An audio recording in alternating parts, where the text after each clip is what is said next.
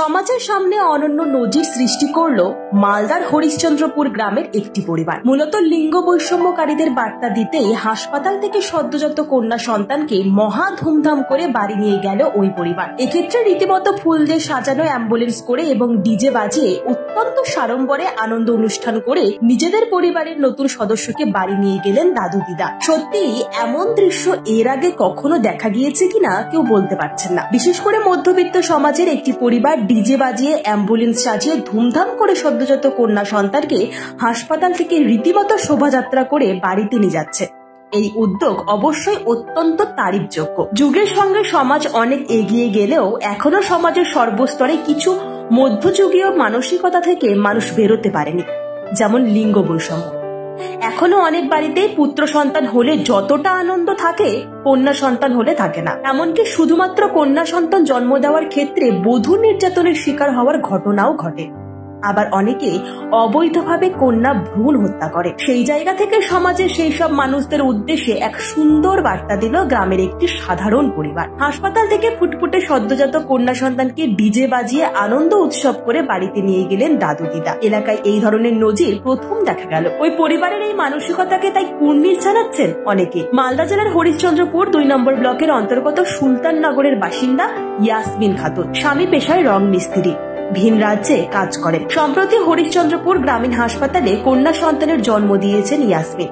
আর এই খবরে খুশির হাওয়া পরিবারে। বর্তমান যুগে দাঁড়িয়েও যারা কন্যা সন্তান হলে মন খারাপ করেন, যারা একজন সদ্যজাতার ক্ষেত্রেও পুত্র বা কন্যা নিয়ে বৈষম্য করেন, সেই তাদের জন্য এক নজির তৈরি করলো ইয়াসমিনের পরিবার। এদিন মা সহ ফুটফুটে সদ্যজাতকে হাসপাতাল থেকে বাড়ি নিয়ে যাওয়া হয় সুলতাননগরে। নবজাতককে বরণের জন্য এলাহি আয়োজন করে পরিবার। ধুমধাম করে ডিজে বাজিয়ে মা ও ছোট্ট শিশু কন্যাকে সুলতাননগর নিয়ে যান পরিবারের লোকেরা।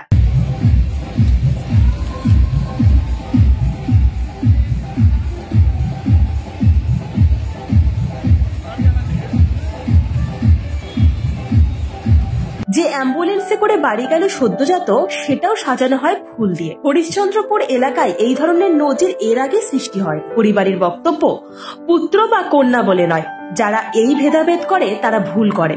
কন্যা সন্তান জন্ম হয়েছে তাই সবাই খুশি। সন্তানকে প্রথম বাড়ি নিয়ে যাওয়া হচ্ছে, সেই উপলক্ষে এই আনন্দের আয়োজন। সদ্যজাতের দাদু শেখ নূর হোসেন বলেন, অনেকে মেয়ে হলে ফেলে দিচ্ছে, আবার অনেকে গর্ভের মধ্যেই হত্যা করছে।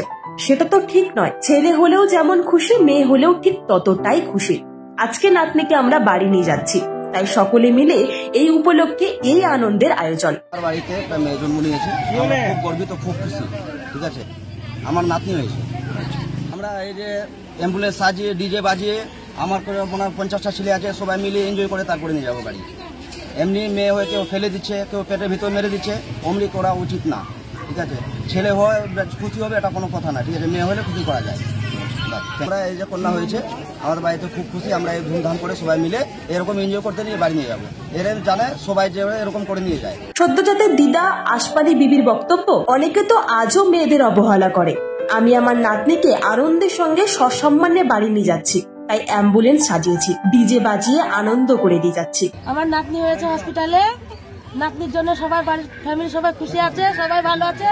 অনেক খুশিতে, ওর খুশির জন্য নানা সবকিছু সাজিয়ে এখান থেকে আজ ঢাক ঢোল বাজিয়ে নাতনিকে বাড়ি নিয়ে যাচ্ছি। খুব ভালো, আমরা সবাই খুশি হয়েছি। মেয়ে হয়েছে, আমরা খুব খুশি।